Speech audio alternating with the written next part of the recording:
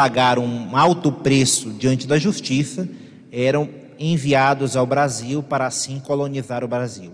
Isso não significa que essas pessoas que aqui eram enviadas eram malfeitores, na prática, né? Eram pessoas que de algum modo tinham infringido as leis e aqui vinham para populacionar o nosso país. Assim, o reino de Portugal fez por onde passou, colonizou. O Brasil não foi diferente. Mas para nós termos ideias que os jesuítas agiram de tal modo nesta evangelização e na educação, que resultou que estes homens, ainda que tivessem sido degenerados, degradados em algum momento, eles absorveram aquilo que era a cultura ocidental e a fé cristã. Vale lembrar de um grande poeta, Camões, que foi degradado. Ele foi um degradado e é o grande poeta português, né? Lembrando deste grande poeta, nós iniciamos este momento também com um poema, não de Camões, mas de Fernando Pessoa, falando de um grande homem que foi jesuíta, mas também é fruto dos jesuítas. Assim, iniciamos o poema. O céu estrela o azul e tem grandeza.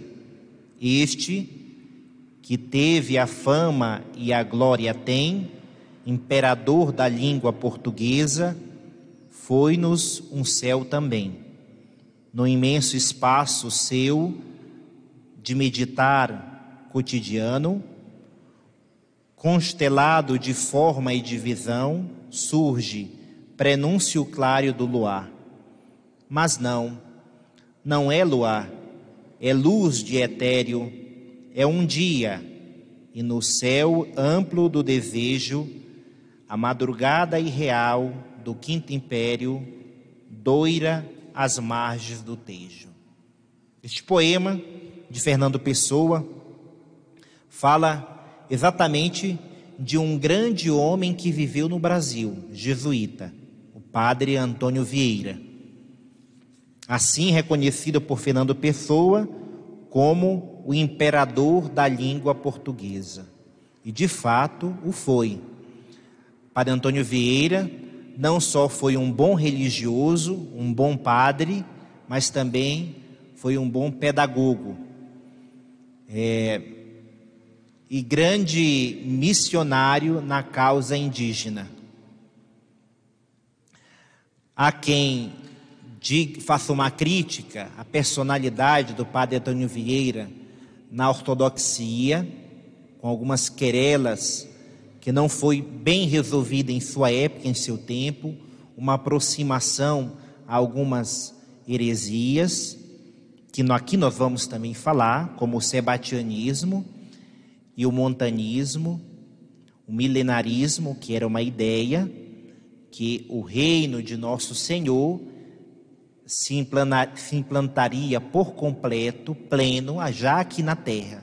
Não haveria uma felicidade futura, a não ser já aqui, com o reino. Então, um grupo de pessoas que acreditavam que o rei Sebastião de Portugal haveria de ressuscitar e implantar este reino. Padre Antônio Vieira, de alguma forma, andou por esses meandros desta heresia, mas não é aqui que iremos tratar. Nós iremos tratar daquilo que de positivo o Padre Antônio Vieira exerceu na sua vida missionária como padre e como grande imperador da língua portuguesa. Vale lembrar dos grandes sermões de Padre Antônio Vieira, 250, se eu não me engano, sermões que ele escreveu e proferiu no púlpito, alguns deles na corte, no Império, em Portugal, e outros aqui no Brasil, em Salvador, em São Luís do Maranhão, onde ele residiu. Então, Fernando Pessoa nos lembra exatamente desta pessoa que é fruto do trabalho dos jesuítas. Para entendermos que quando queremos lembrar da história da Companhia de Jesus, nós queremos lembrar dos frutos que eles produziram aqui no Brasil. E lembrando desses frutos, nós podemos vislumbrar o nosso futuro baseado em homens que realizaram feitos heróicos segundo a fé católica e segundo a cultura que nos dará as bases necessárias para sermos felizes já aqui e almejarmos a plenitude. O Centro São Tomás de Aquino visa exatamente isso: o bem, a beatitude, aquilo que é o fim último, que é a nossa união com Deus, mas essa felicidade já é exercida aqui, na prática das virtudes, na busca da verdade e do conhecimento. Então, a história dos jesuítas está cheia dessas características. Está cheia de homens com feitos heróicos, está cheia de pedagogias e ensinos, modos de evangelizar, magnânimos, que foram esquecidos. Nós podemos dizer que toda os últimos cinco décadas do nosso Brasil não conhece praticamente a história dos jesuítas, ou sequer ouviram falar na Companhia de Jesus. Se ouviram falar dos jesuítas, foi o lado negativo dos jesuítas. Gostaria também de citar o Capistrano de Abreu, outro historiador, que completa um pouco dessa história, falando sobre os jesuítas. Diz o Capistrano de Abreu que é uma história com uma obra que deve ser exaltada e não esquecida, e é urgente ser conhecida. Se nós a possuirmos, nós teremos aquilo que seria o futuro do Brasil. Então é preciso conhecer a história dos jesuítas, da Companhia de Jesus, para podermos vislumbrar um futuro para o Brasil. É como que alguém que tivesse ter sucesso na harmonia familiar e não fizesse nenhuma questão de conhecer a história dos seus antepassados. Se nós queremos realizar algum feito heróico para o Brasil e também para a igreja no Brasil, é preciso lembrar e conhecer a história dos jesuítas.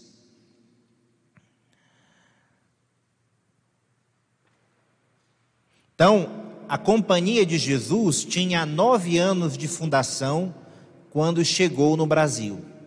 9 anos. E já tinha um número significativo de membros.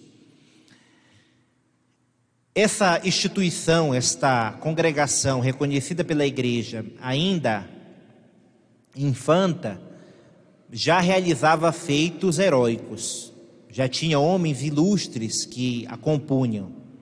E exatamente essa graça que Deus realizou neste grupo, nesta Companhia de Jesus, que fez com que ele, chegando no Brasil, se apaixonasse pelo vasto campo missionário que aqui eles encontraram. Nós podemos destacar algumas características da missionaridade dos jesuítas, como a catequese, as práticas civilizatórias, a defesa do direito de propriedade dos índios, algo que é próprio da doutrina, hoje formulada a doutrina social da igreja. Os jesuítas já defendiam esse direito de propriedade para os indígenas. E também a defesa da libertação dos negros, algo que ainda era inconcebível naquela época no Brasil. Depois a abertura de escolas, a prioridade para com a educação dos colonos, dos índios e dos negros, especialmente dos índios. Enquanto que, teologicamente, a igreja havia uma problemática de reconhecer os índios como ser humano, que são dotados de corpo e alma. Os jesuítas já consideravam aqueles homens com a sua dignidade humana, como filhos de Deus. E, mais especialmente, nós iremos ver, ao longo deste nosso encontro, o padre Antônio Vieira proferindo sermões, alertando os grandes senhores para cuidar dos índios, cuidar especialmente da alma dos índios, para que aqueles homens e mulheres fossem salvos.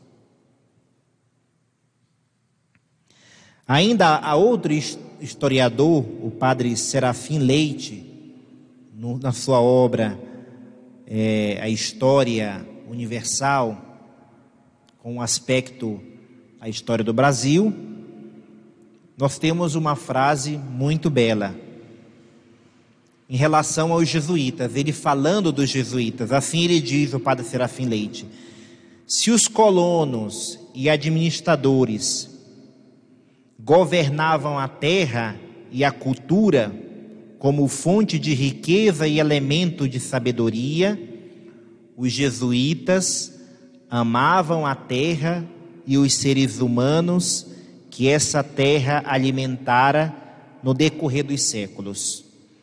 Os primeiros, falando dos governantes, dos portugueses, apoderaram-se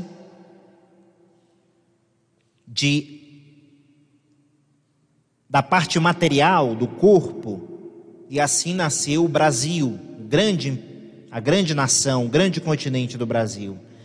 Enquanto os governantes estabeleciam a base do Estado, o elemento religioso, os jesuítas, alicerçava o edifício que daria a eternidade aos brasileiros. Então, Padre Serafim Leite resume praticamente a história dos jesuítas, né? Estes homens se dedicaram a não construir simplesmente uma nação, mas construir o grande edifício da fé católica no Brasil. Hoje nós podemos dizer com firmeza, se nós temos a graça do Brasil ser uma grande nação católica, ainda que com muitas controvérsias ao rigor deste catolicismo, nós temos que agradecer a Deus pelos jesuítas que evangelizaram, que educaram, que com empenho e esmero dedicaram toda a sua vida para a evangelização do Brasil. Então, a história da Companhia de Jesus, do D'Aurignac, ele vai dividindo por generalato, que são os superiores da ordem dos jesuítas, da Companhia de Jesus. Então, a cada generalato ele destaca os fatos importantes que ocorreram naquele governo, né?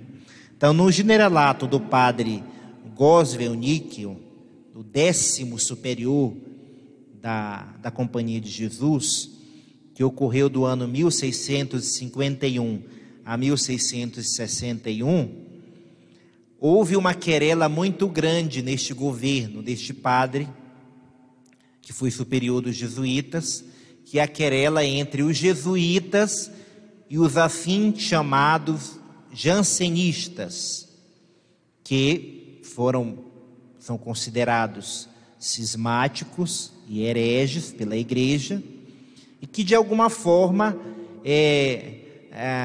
tentaram de firmar na igreja a doutrina da predestinação. Aqui, se nós fôssemos nos ater só neste tema, levaria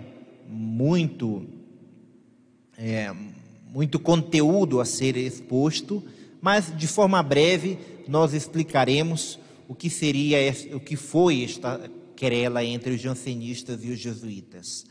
De um lado, os jesuítas, homens fiéis ao magistério da igreja, fiéis ao Santo Padre, o Papa, e fiéis à doutrina.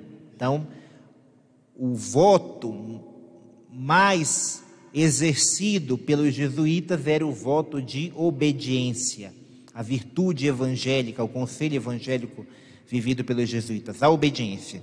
De outro lado, uma série de religiosos e outras congregações que caíram no jansenismo.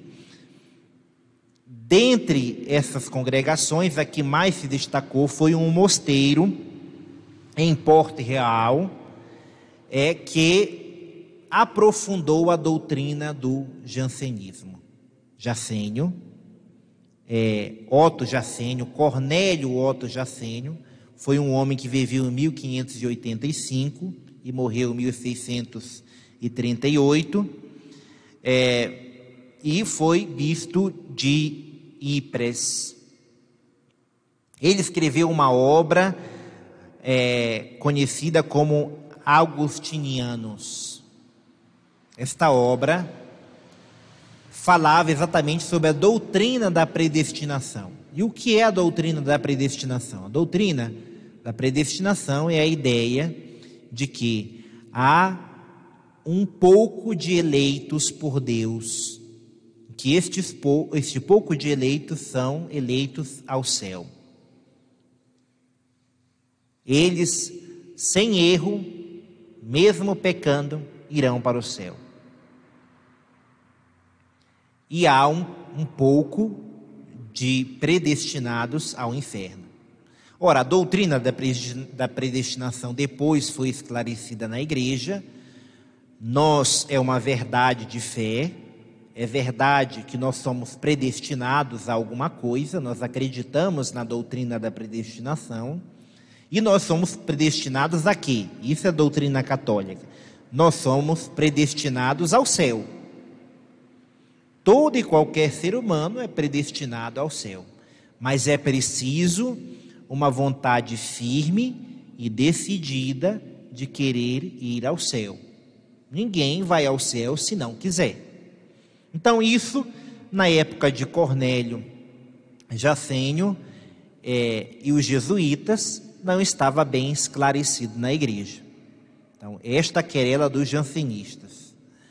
E do lado jansenista se destaca este homem, Cornélio Jacênio, e depois um grande homem com grandes virtudes, que só não foi canonizado ainda por conta dessa tendência à predestinação, que é Blaise Pascal.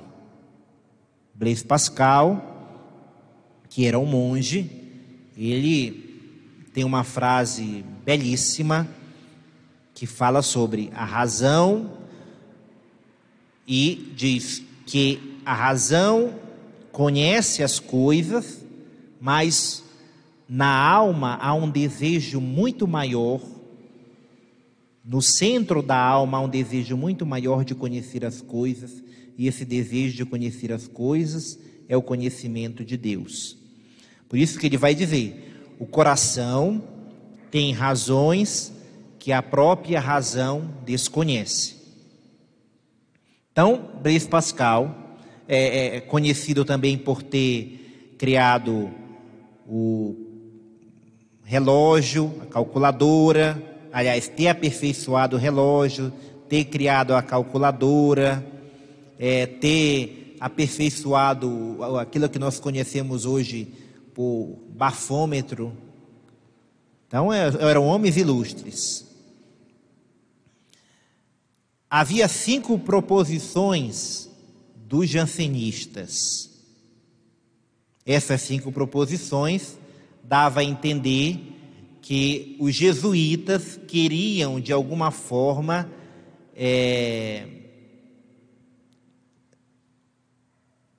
que todos se salvassem, que todos chegassem à salvação. Ao contrário, os jansenistas achavam que não. Uns poucos alcançavam a salvação. Essa querela, os jansenistas, de um lado, baseados em Santo Agostinho, numa interpretação errada de Santo Agostinho, e de outro lado, os jesuítas, firmados na doutrina inabalável de Santo Tomás de Aquino. E essa querela, de alguma forma, deu o seu ponto máximo na excomunhão total dos jansenistas e na fidelidade dos jesuítas. Ainda hoje, aquilo que nós entendemos como teologia da graça tem as suas duas vertentes, a graça eficaz, a graça eficiente, e todas elas são necessárias para a salvação. Então o homem, é Deus que salva? É sim, Deus que salva, mas o homem precisa colaborar com a graça de Deus. Sem a colaboração do homem, Deus não pode salvar um sujeito, Deus não pode salvar uma pessoa que não quer ser salva e que não colabora para esta salvação. Então esta é a doutrina hoje da igreja. Então Inocêncio X, o Papa Inocêncio X, em 1653, escreveu a bula Cum Occasione e condena as proposições dos jansenistas. Fecha o convento de Port-Royal e assim, no século XVIII, essa querela fica abafada. Os jesuítas saem ganhando. Estes homens com a fidelidade do Papa. É claro, os jansenistas, eles não só caíram numa heresia, caíram também no cisma. Depois desacreditaram naquilo que hoje é conhecido como a doutrina da infabilidade papal, o munus de Pedro. Depois caíram noutra heresia, que um ministro, por ter caído em pecado, perde a graça sacerdotal. Então, caíram em série de erros que mantiveram-se e se mantêm até hoje. Existem jansenistas hoje religiosos, né? Mas há um detalhe interessante. Em 2017, o Papa Francisco, que é jesuíta, ele falou publicamente no desejo de abrir o processo de beatificação do Blaise Pascal. Então é preciso, de alguma maneira, com muito critério, com muita caridade, entender essa história da igreja e como as coisas foram pesando de um lado para o outro. Hoje nós estamos aqui exaltando as virtudes e os méritos da Companhia de Jesus, mas é verdade que diante desses embates religiosos ao longo da história da igreja, o outro lado nem sempre é totalmente o errado, né? É preciso reconhecer os erros dos dois lados. Mas os jesuítas, nessa história do Brasil, saíram com bastante méritos. Então, algumas das ideias dos jansenistas fora a predestinação, eles eram contra o culto dos santos, a diminuição do poder papal, o aumento do poder dos bispos, e esses deveriam não ser nomeados, mas deveriam ser eleitos pela comunidade, e também a eleição dos párocos. Os párocos não teriam que ser nomeados pelo bispo, mas teriam que ser eleitos pela comunidade. Depois haveria não uma monarquia dentro da igreja como é hoje, mas sim uma democracia dentro da igreja. De alguma maneira, essas ideias jansenistas não foram abandonadas. Hoje, se nós formos ver, existem os chamados conselhos dentro da igreja, né? Onde que no tempo dos jansenistas era concebível um conselho paroquial, um conselho administrativo de uma paróquia. O pároco tomava conta de tudo, o bispo tomava conta de tudo. Então, de alguma forma, essas ideias democráticas adentraram na igreja. Ainda neste generalato, houve um padre que foi grande missionário na América do Norte, especialmente em Nova York e no Canadá. E ali ele evangelizou tribos indígenas. Recentemente, a BBC fez um documentário falando sobre escolas indígenas, e foram descobertos ali mais de 200 crianças que morreram e foram enterradas, índios que foram enterrados nessa escola, e alguns relatos de maltratos por parte dos religiosos que educavam aquelas crianças, testemunhos.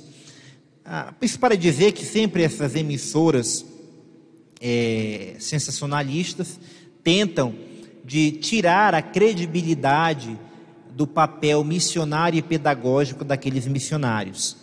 Mas o padre Joseph Antônio, ele foi um grande missionário em Nova York, no Canadá, em tribos indígenas que praticavam até a antropofagia e a necrofagia.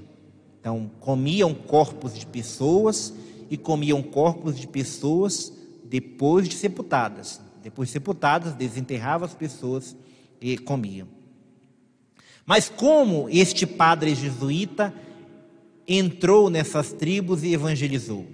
Ele entrou porque naquela cultura se entendia que uma vez falecido um parente, eles poderiam adotar alguém para substituir aquele parente falecido. E os jesuítas, com toda a sua arte de dialogar com os diversos povos, se aproximou àqueles índios, e uma família adotou o padre Joseph Anthony. Adotou, e dali nasceu a grande missão dos jesuítas em Nova York e no Canadá. Hoje o Canadá tem uma grande colônia, uma grande reserva dos Iroquês, assim chamada essa tribo indígena, que adotavam principalmente esses prisioneiros como seus parentes, substituindo seus parentes mortos, né? Então, um fato assim, são fatos que os jesuítas foram chegando nessas realidades muito hostis e de alguma maneira com grandes desafios souberam evangelizar estes povos, né? Aqui no Brasil também não foi diferente. O padre Antônio Vieira, ao chegar no Brasil, chegava para enfrentar os colonos portugueses que massacravam os índios e subjugavam os negros africanos. Então, o padre Antônio Vieira veio para colocar ordem na coisa. E ele veio como a voz de Deus para aqueles homens degradados que estavam aqui, né? Ele se opunha principalmente à escravidão dos negros e o trabalho forçado dos índios.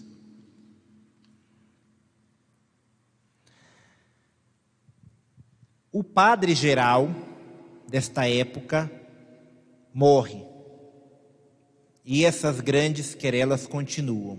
O novo padre geral se vê numa situação em que a ordem já está mais numerosa do que aquela que chegou no Brasil com 9 anos de idade, né? E com vários campos de missão em Portugal, missão na América do Norte, e várias outras missões estão surgindo na América Latina. Em 1656, o padre Antônio Vieira queria converter e civilizar todas as tribos que habitavam à margem do rio Amazonas. Não sinalizo virtude para mim em relação à Amazônia, mas eu sou do norte, então conheço mais ou menos um pouco aquela realidade. Fiz uma semana de missão nas ilhas no Amapá, entre o Amapá e o Pará. E realmente uma realidade muito difícil, precária, as pessoas não têm energia elétrica, a comida diária geralmente é o camarão e o açaí. Não é o açaí congelado com leite condensado, granola que tem aqui, não. É açaí, geralmente, que não vai no refrigerador. E o açaí que não vai no refrigerador, ele com mais ou menos umas 12 horas já está azedando. E o povo come. O açaí tem muito ferro, né? Rico em ferro. Então as pessoas comem e depois do meio-dia geralmente dormem a tarde toda. No finalzinho da tarde vão pescar o camarão que já está ali na tarrafa, preso, e o peixe jogando as redes. É uma vida pacata que vive do fluxo do rio Amazonas. Então, imaginemos na época do padre Antônio Vieira uma realidade muito mais hostil. E o padre Antônio Vieira tinha esse desejo de evangelizar todo o leito do rio Amazonas. De fato, eles não conseguiram evangelizar todo o leito do rio Amazonas, mas conseguiram uma boa parte. Nós podemos aqui lembrar de um homem que no final eu gostaria, se tivermos tempo de falar, que é São Roque Gonçalves. São Roque Gonçalves foi um grande missionário, mas deixemos para o final. E padre Antônio Vieira vem ao Brasil com estes ideais de São Roque Gonçalves, que morou no Paraguai, depois desceu ao sul do Brasil e veio evangelizar os guaranis.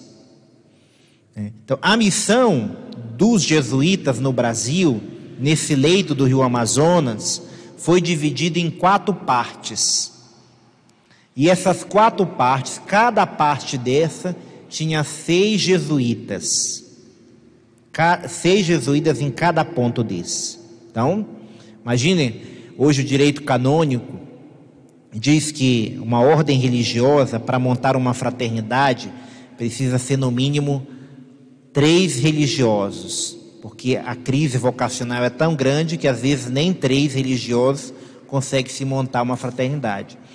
Havia nos jesuítas tantas vocações que eles conseguiram enviar para o Brasil, para a Amazônia, em 4 fraternidades, em 4 pontos, 6 para cada fraternidade. Isso era de uma grandeza missionária muito grande. Isso nós vamos ver nas ordens na igreja, esse desejo pela missão, desejo de levar o evangelho àqueles povos que não conheciam o evangelho ainda, não só nos jesuítas, mas em diversas ordens religiosas, especialmente quando estes missionários eram martirizados. Quando os missionários eram martirizados, surgiu um desejo muito maior naqueles que estavam na Europa de vir ao campo de missão. Então,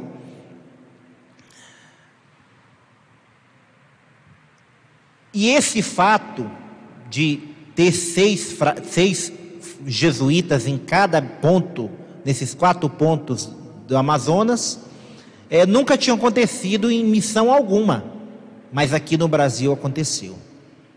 Os portugueses, nem sequer, os portugueses, quando eu falo, os leigos, né? Os leigos portugueses, não tinham conseguido adentrar no Amazonas, porque toda vez que adentravam, eram flechados, eram mortos pelos índios. Os índios não aceitavam ser colonizados. Os jesuítas, de alguma maneira, com o seu modo pedagógico, conseguiram adentrar no Amazonas e colocaram ali 4 pontos de evangelização, 4 grandes fraternidades. Havia uma guerra constante. Os colonos portugueses tentavam entrar com artilharia e os índios massacravam os portugueses. Então essa briga era constante.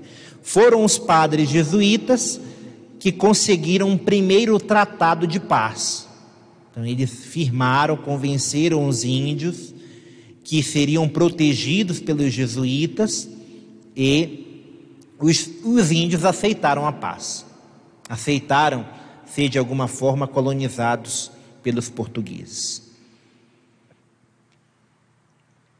É claro, essa negociação entre os jesuítas e os índios não agradou muito os negociantes portugueses, porque esses negociantes queriam realmente explorar os índios. Então, com esta tratativa agora, haveria condições para esse relacionamento, né? Então, os negociantes não gostaram. O padre Antônio Vieira se queixa ao rei de Portugal. Ele se queixa ao rei de Portugal e o rei edita um decreto que os portugueses no Brasil deveriam obedecer os missionários jesuítas. E a tratativa de paz assim conseguida, conquistada por eles. A disputa foi tão grande que os jesuítas mantiveram naqueles 4 pontos de evangelização no Amazônia as suas reduções, assim chamadas, suas missões, já com escolas, com colônias agrícolas. Os jesuítas, meus irmãos, naquela época já faziam a manipulação das sementes, em que depois foram acusados de alquimia, mas que na verdade é o que hoje nós conhecemos, as nossas sementes híbridas aí, produzidas em tão grandes escalas nas nossas lavouras, que não são susceptíveis a grandes pragas, a grandes devastações. Eles já faziam isso. Como os negociantes portugueses não tinham essa ciência, estavam ainda naquele manufaturamento primitivo, de queimadas, de pequeno porte, eles começavam a fazer uma campanha contra os jesuítas. Existiam colônias dos jesuítas que produzia muito mais do que os grandes colonos portugueses. Então era uma briga não só religiosa, não, era uma briga também comercial.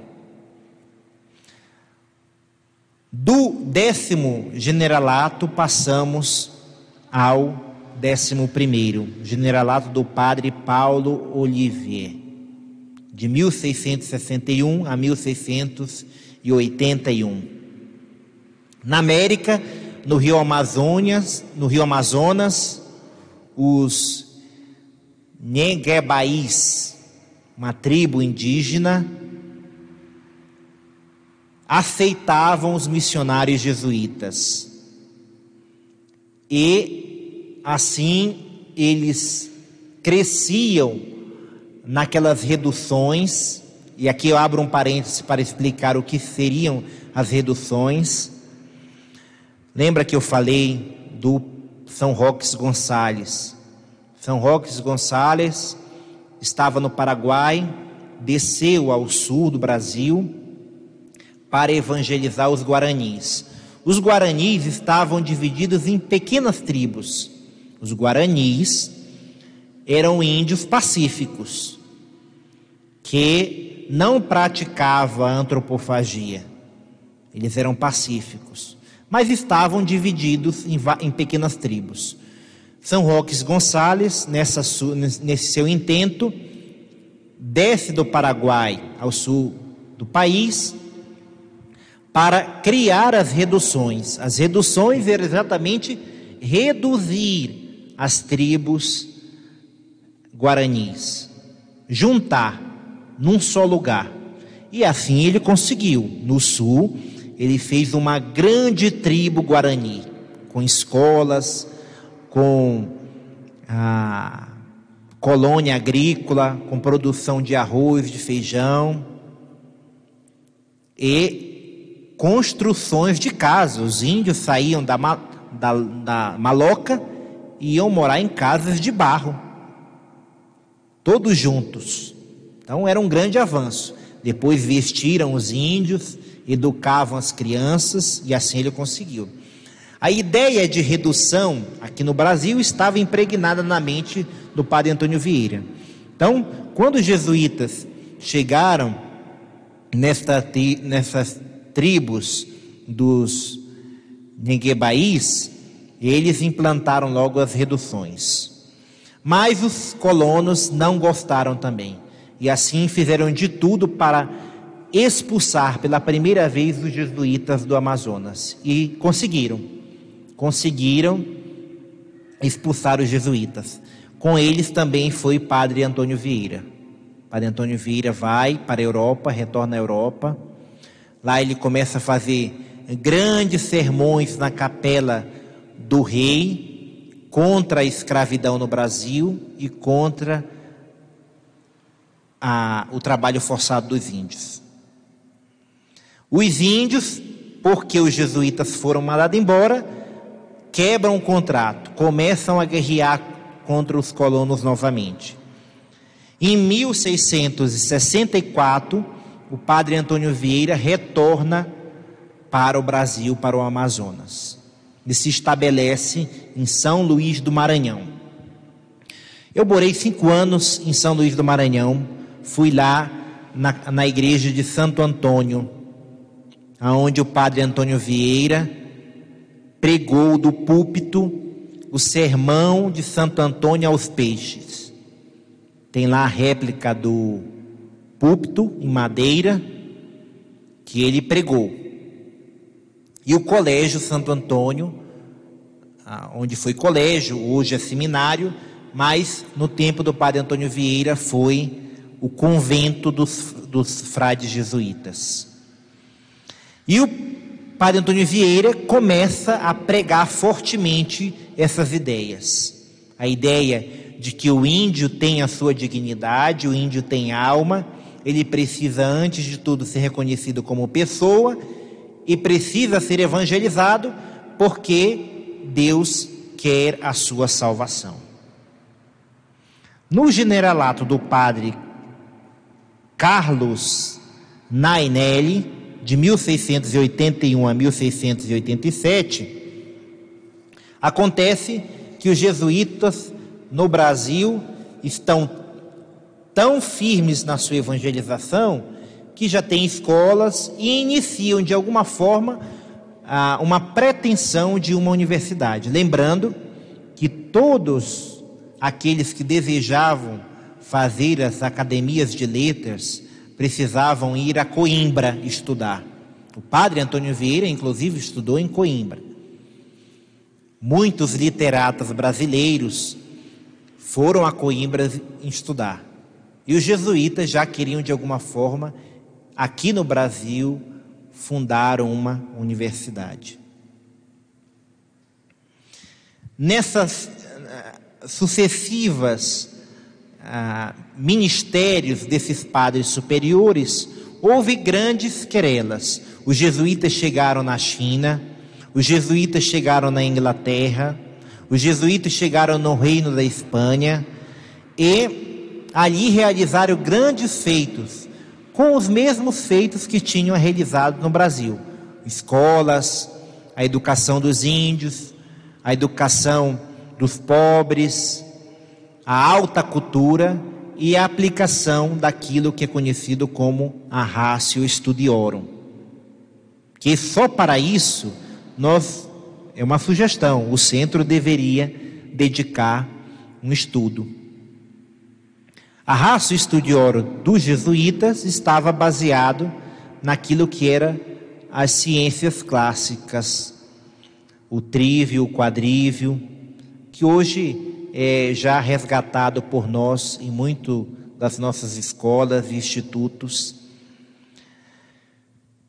O padre Antônio Vieira foi formado nesta mentalidade. Aqui, meus irmãos, nós queremos entender que a missão dos jesuítas não era só salvar os homens para Deus, mas dar a eles uma dignidade humana possível dele se relacionar com todos os homens e, a partir deste relacionamento, propagar uma verdade. Que verdade é essa?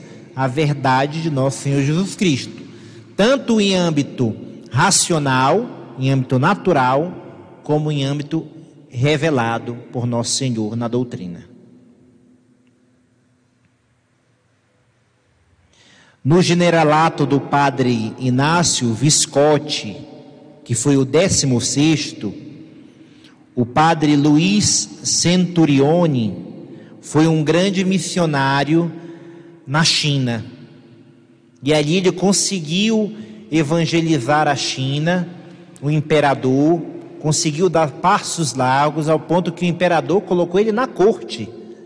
E ali ele propagava todas as ideias do cristianismo.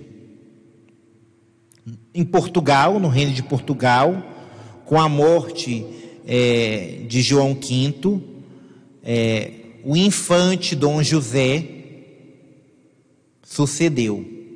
E aqui entra uma história trágica para Portugal e para o Brasil, que é um homem chamado Marquês de Pombal. Marquês de Pombal, ele queria não só a destruição e o aniquilamento total dos jesuítas, como também ele era ateu e era maçom. Então, Marquês de Pombal, Dom José era infante, filho de Dom João V. Dom João morreu, Dom José não pode assumir, e quem assume, há uma briga para quem vai assumir o reino de Portugal. Marquês de Pombal assume. No Brasil, os reflexos deste governo do Marquês de Pombal são trágicos. Ele começa perseguindo os jesuítas, depois persegue os carmelitas, persegue os mercedários e expulsa todos esses do Brasil, acusando estes religiosos de ensinarem doutrinas contrárias à fé católica. Imagina, um homem que não era católico, que não tinha fé católica, acusa os religiosos de ensinarem doutrina contrária à fé católica. Tudo isso aconteceu porque o rei de Portugal era infante e, depois de crescido, depois de ter assumido o reino de Portugal, tinha uma personalidade muito fraca e não decidia com punho forte contra o Marquês de Pombal. Chegou a situações em que essas ordens religiosas não podiam receber nenhum novo membro, os chamados noviços, não podiam receber os noviços, e assim foram morrendo. Os jesuítas chegaram a se reduzir a quase nada no Brasil antes de serem expulsos. No generalato do padre Lourenço Ricci, que é o 18º superior da ordem dos jesuítas, que vai de 1758 a 1775, Pombal, o Marquês de Pombal, quer suprimir a ordem dos jesuítas. Também em outros reinos, os jesuítas são perseguidos, começam a ser perseguidos, especialmente no reino de Nápoles, na Itália. Os jesuítas, nessa época, são expulsos da França e Nápoles subsequente. Não na mesma época da França, mas subsequente à França, expulsa também os jesuítas. Por que os jesuítas foram expulsos da França e de Nápoles, na Itália? Exatamente por homens que estavam infiltrados nestes reinos que queriam os bens e os poderes que os jesuítas tinham na influência, não só na igreja, como também nos estados. Em 21 de julho de 1773, a Companhia de Jesus foi suprimida pelo Papa Clemente XIV, um franciscano, frade menor. Esse Papa franciscano, ele suprimiu a ordem dos jesuítas, a Companhia de Jesus.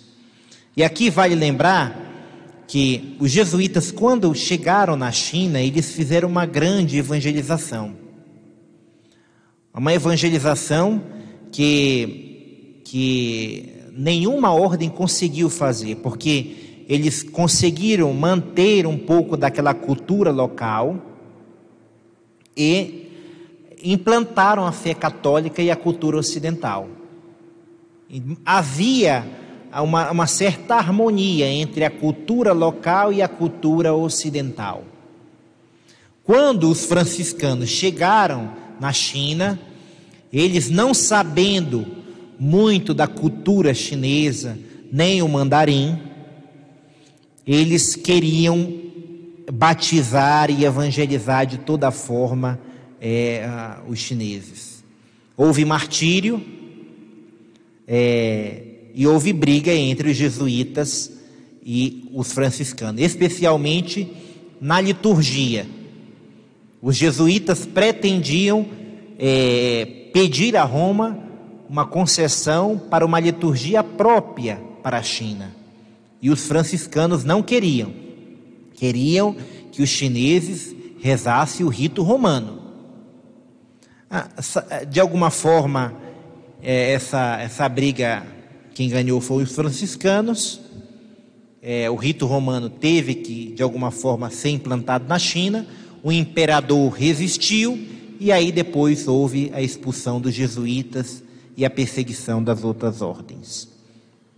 Então, em 21 de julho de 1773, os jesuítas foram suprimidos.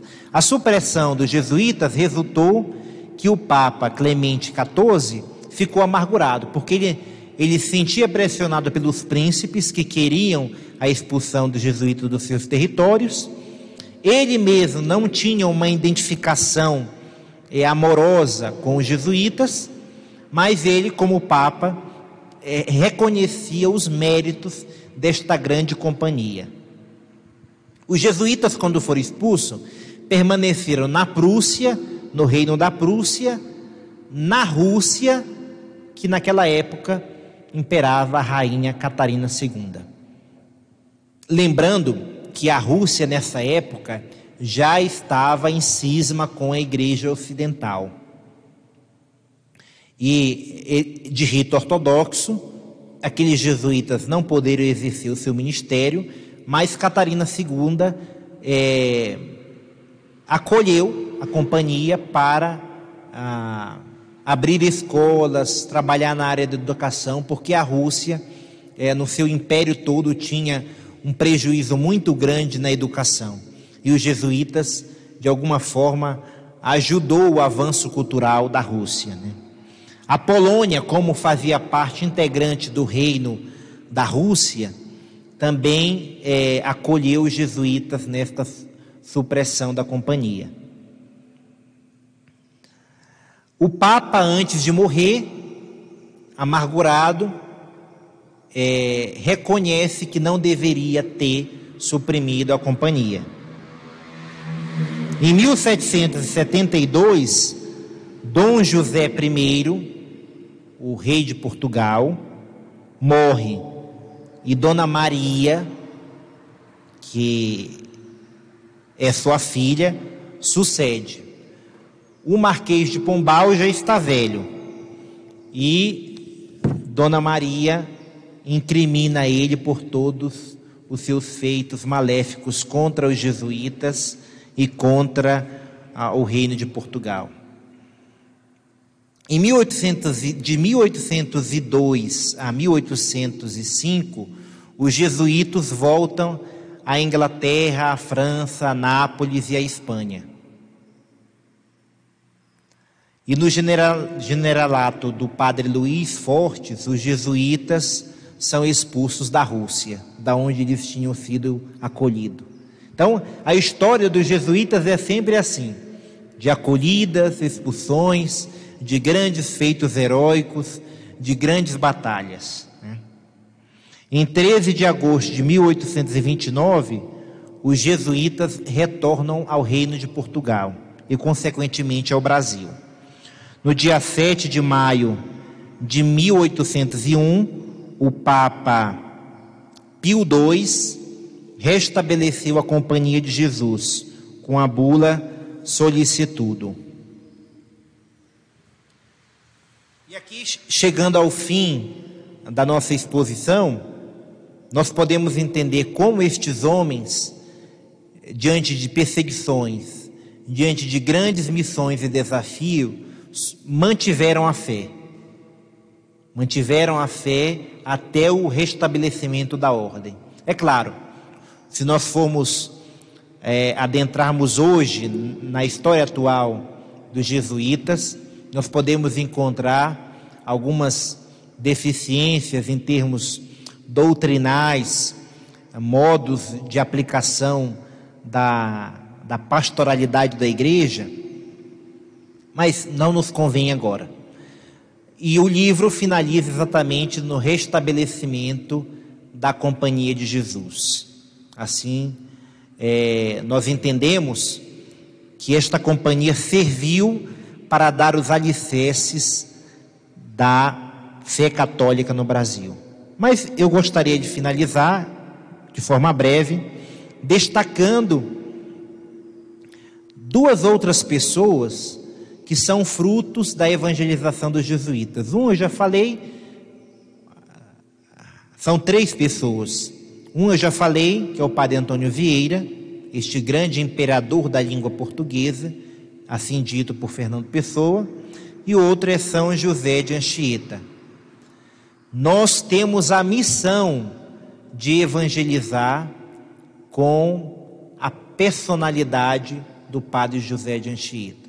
O padre José de Anchieta veio ao Brasil e evangelizou o Brasil com o seu modo simples de ser, fez a primeira gramática na língua tupi-guarani, e aqui nós precisamos entender que essas tribos eram muito dicotômicas. Os tupis eram agressivos, viviam na costa, no litoral do Brasil, praticavam antropofagia, suprimiam as outras tribos, e os guaranis viviam na parte mais central do Brasil, em tribos menores, e não eram violentos. Os jesuítas conseguiram evangelizar esses dois povos com maestria, e o grande evangelizador junto ao padre Vieira também é São José de Anchieta, que é santo.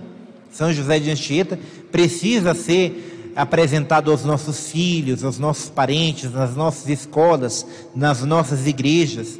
É santo, e santo brasileiro, é claro, não nascido no Brasil, não sei se estou falando bobagem, não nascido no Brasil, mas é santo brasileiro. É reconhecido como o apóstolo do Brasil. Agora, para não falar somente de homens de religião, assim ditos padres religiosos, eu gostaria também de falar de um leigo, de um homem que é fruto da evangelização dos jesuítas, foi educado em escola jesuíta e também é assim considerado um herói do Brasil, e que poucos conhecem, ou quase ninguém conhece. Esse homem se chama Jerônimo de Albuquerque. Em São Luís do Maranhão tem uma grande avenida que corta toda a cidade, da cidade velha à cidade nova, que se chama Jerônimo de Albuquerque, em homenagem a este homem.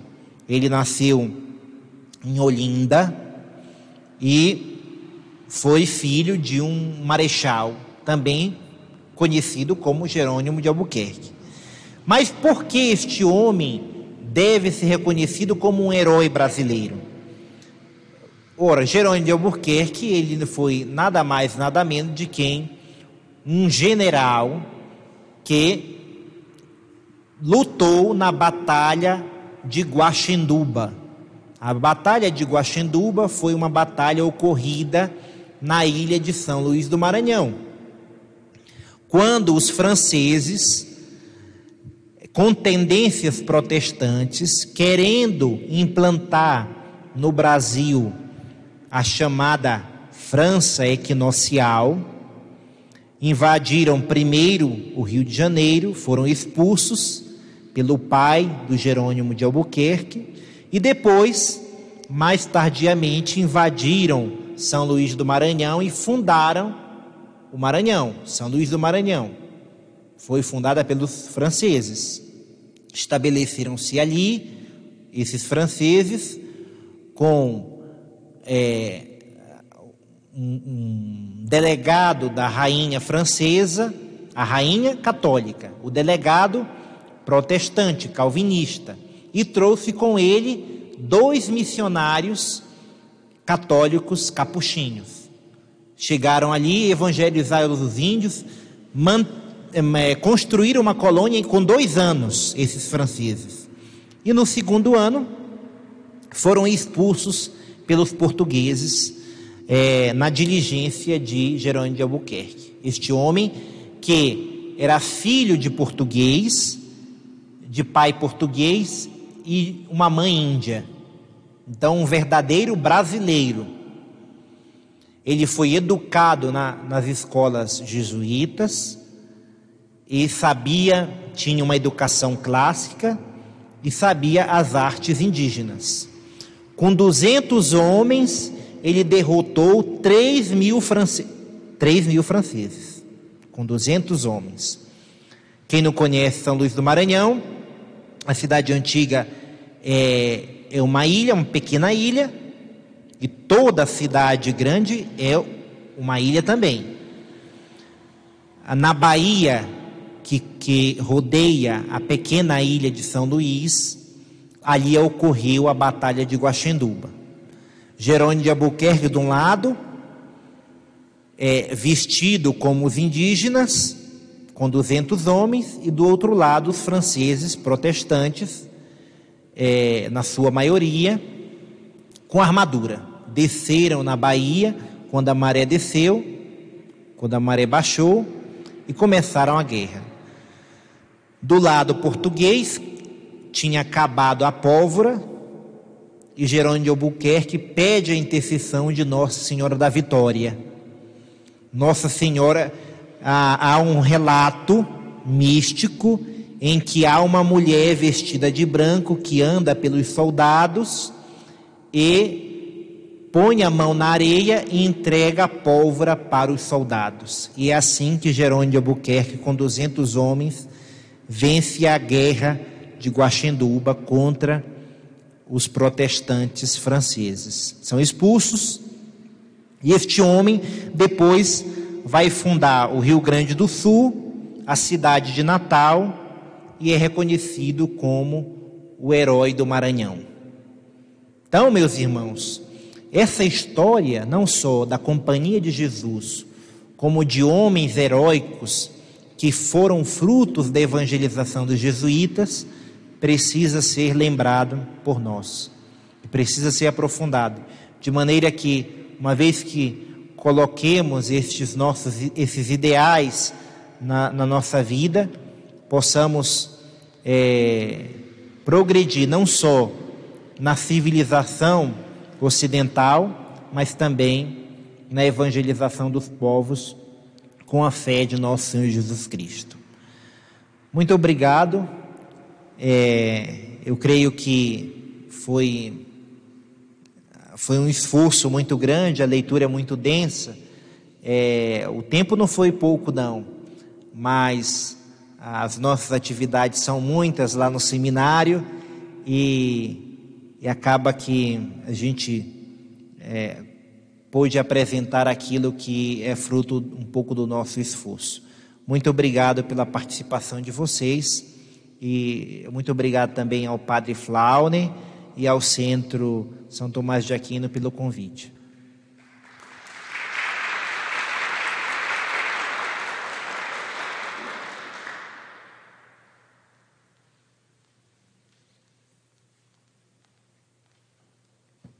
Nós é que agradecemos. Isso que você falou no final da sua colocação é o que nós pretendemos, né? A cada dia aprender um pouquinho mais. E como aprendemos hoje, né? Como é bom ter uma pessoa com tanto conhecimento que de um ponto leva a outro e vai nos ensinando e mostrando que em todo tempo a mão de Deus está sobre nós. No nosso próximo encontro nós falaremos sobre São Francisco Xavier. E sim, teremos um dia para falar de São José de Anchieta. Graças a Deus. E com a graça de Deus, intercessão de Nossa Senhora, nós estaremos aqui reunidos. Muito obrigada, José Danilo. E a vocês também, muito obrigada. Continuemos firmes, em nome de Jesus. Vamos rezar uma Ave Maria, pedindo à nossa Mãe que nos abençoe, que vivifique em nós essa vontade, que abençoe José Danilo nos seus estudos. Logo, logo teremos nele um diácono e um sacerdote extremamente preparado, graças a Deus. Então, Ave Maria, cheia de graça, o Senhor é convosco. Bendita sois vós entre as mulheres, bendito é o fruto do vosso ventre, Jesus. Santa Maria, Mãe de Deus, rogai por nós, pecadores, agora e na hora de nossa morte. Amém. Que o Deus Todo-Poderoso nos abençoe e nos conduza. Em nome do Pai, do Filho e do Espírito Santo. Amém. Obrigada. Não vamos deixar o frio nos desanimar, tá? Quem esqueceu o casaco, traga na próxima aula.